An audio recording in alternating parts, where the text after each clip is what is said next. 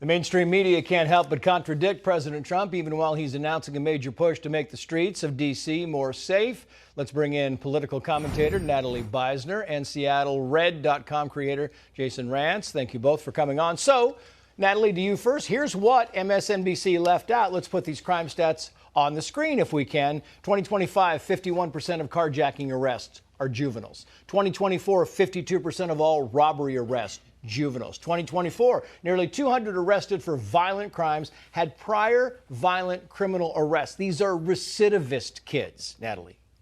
Yeah, it's incredible that Donald Trump says that D.C. is dangerous, which is true, that crime is up among the youth, which is true, and left-wing legacy media doesn't say that's alarming. They say, let's fact-check it, let's cry some more about fascism, like they haven't been doing that already for 10 years. And, you know, young people ages 15 to 20, they make up over 20% of the homicide perpetrators in D.C. and the non-fatal shootings. And then CNN says, oh, well, if we throw in the National Guard, that could be a recipe for danger, as if danger doesn't already exist on every street corner in these big blue cities. This is another case of don't believe your lying eyes and protect criminals at all costs. It is. The CNN comment, I think, is one of the most baffling of the day. Meantime, moving on to Jason Rantz now. PBS hold on, Jason, giving Trump credit. Watch.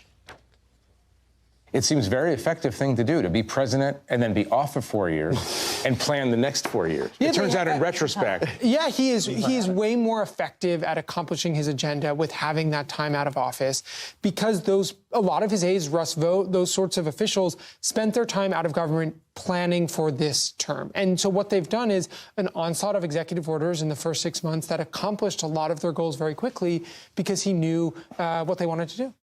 Jason, they know the money's not coming back, right? They know the money is gone for good. Well, that, I think, is the argument for cutting funds to begin with. They're now suddenly being honest and nonpartisan.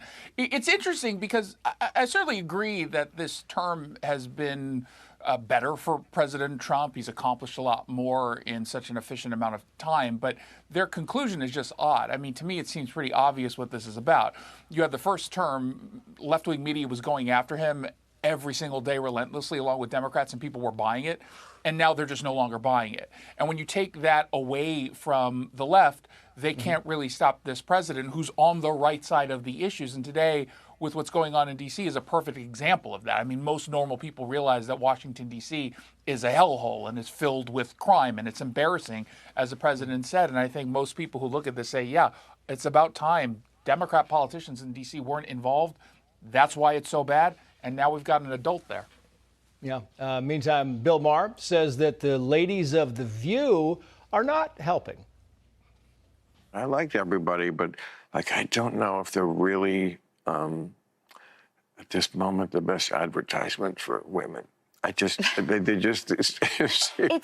a format, that show. They say some things that are just not helpful, say to elections. Not only are they not helpful, Natalie, I mean, a lot of people don't think they're coming back. Listen, I actually disagree with Bill Maher, though. I think that the women of The View are a wonderful advertisement for liberal women to be seen and not heard. I think that might actually be what the producers secretly want. They are loud, they're obnoxious, they regurgitate these political talking points that are so tired, even your grandma wants to change the channel. I mean, it's not empowerment, it's like a nightmare ad campaign for female leadership. Yeah. And I also think they're helpful in elections, though, because they did help us secure Trump's victory. They invited Kamala on, they asked her, what would you have done differently than Joe Biden, and she said nothing comes to mind, and that helped us win the election. Yeah, and when you blow it on The View, man, you blow it all together. Jason, finally, former Bravo star going after Trump voters, and she said the following: white people that triple Trump should be banned, boycotted from enjoying the best thing that America has to offer, which is multiculturalism. Get your fat out of the Mexican restaurant, get your fat over to Cracker Barrel. I cannot stomach what this horrible white culture is doing to the best parts of America right now.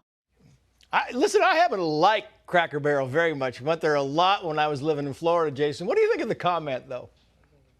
Well, yeah, I love that that's supposed to be like a punishment, going to Cracker Barrel. Or I'm assuming this nitwit actually thinks that only white people go to Cracker Barrel. She's someone who's celebrating multiculturalism by promoting racial segregation as punishment towards ethnic restaurants. And it's so curious because she's talking about white culture and white voters.